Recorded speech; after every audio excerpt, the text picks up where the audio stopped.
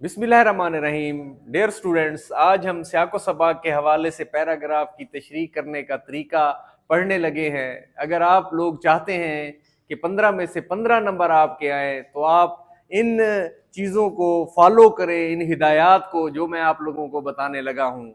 तो आप देखें कि सबसे पहले आप ये हेडिंग देंगे सियाको सबाक के हवाले से पैराग्राफ की तशरीह की, और ये मौजूद भी है दिल खाना खुदा के ऊपर। ये पेपर्स टॉपर्स बच्चों के मौजूद हैं कि किस पैटर्न से, किस तरीके से उन्होंने सवाल को किया है।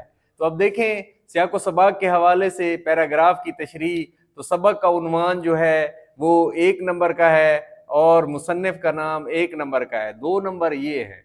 जब आप इसको बिल्कुल ठीक लिखते हैं तो इम्प्रेशन पहला ही अच्छा पड़ जाता है आप लोगों का कि पूरे नंबर इसमें से आएंगे। पता है उसको, जो मुम्तहिन है, आपको एग्जामिनर जो है उसको पता है कि ये बच्चे जो है वो मतलब कि इस बारे में, सबक के बारे में जानकारी रखते हैं। तो अब देखें सियाको सबाक के हवाले से पैराग्राफ की तशरीह। तो सियाको सबाक ये 3 नंबर का है सियाको सबाक। अब एक इबारत दी गई है, एक इबारत दी गई होगी आपको, और उससे पहले की 6-7 लाइनें, और उससे पहले की 6-7 लाइनें सियाक कहलाएगा, और सबाक सबकत ले जाना है उसके बाद की 6-7 लाइनें। जब आपको खुलासा बहुत ही अच्छे तरीके से आता है तो फिर ये आपके लिए सियाको सबाक कोई भी मसला नहीं है। ठीक है, तो इबारत को आपने नहीं छेड़ना, उससे पहले की 6-7 लाइनें और उसके बाद की 6-7 लाइनें। सियाक पिछला, पिछली बात, सबाक सबकत ले जाना अगली बात। ठीक है, या फिर आप मुख्तसर सा खुलासा भी लिख दें, 13-14 लाइनों का लिख दें, 6-7 लाइनें पहले की, 6-7 लाइनें बाद की, या बिल्कुल शुरू की या आखिर की। जब वो मुख्तसर सा खुलासा बनेगा तो आपके जो है ना, इसमें से आपको 3 में से 3 नंबर वो दे जाएगा। अब देखें 2 पड़ाव तो पार हो गए, एक सबक का उन्वान, मुसन्निफ का नाम, और 3 नंबर जो है सियाको सबाक में से 5 नंबर ये हो गए। अब सबसे अहम पार्ट जो है इसका तशरीह है।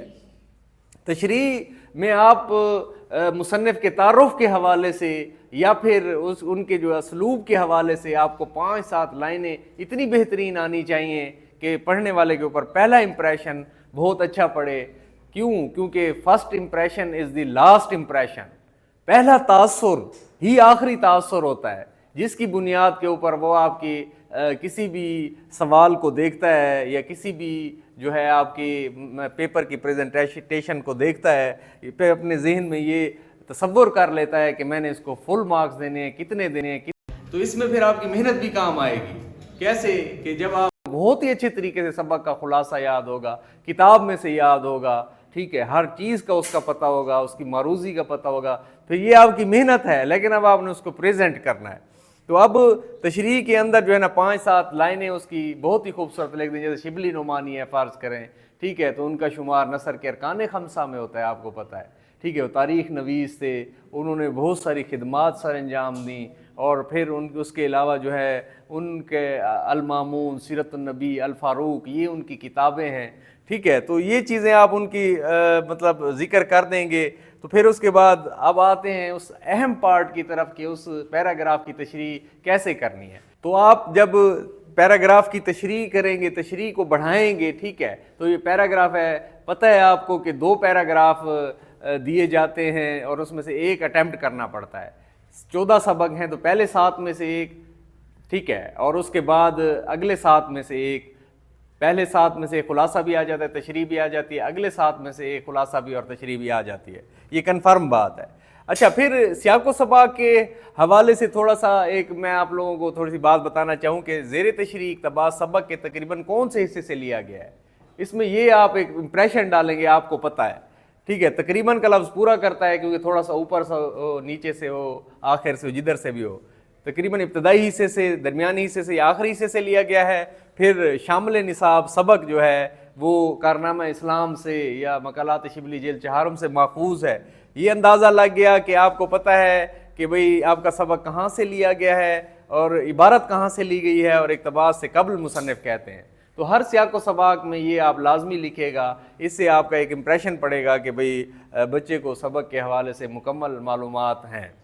अच्छा, अब तशरीह के लिए हम आ रहे हैं कि तशरीह जो है वो पैराग्राफ ऐसे बात बढ़ेगी आगे ٹھیک ہے، تو اسی پیرے کو آگے بڑھاتے بڑھاتے خلاصہ آپ کو بہت اچھے طریقے سے آتا ہے، ٹھیک ہے، تو اس میں سے خلاصے والے پوائنٹس آپ ایڈ کرنا شروع کر دیں۔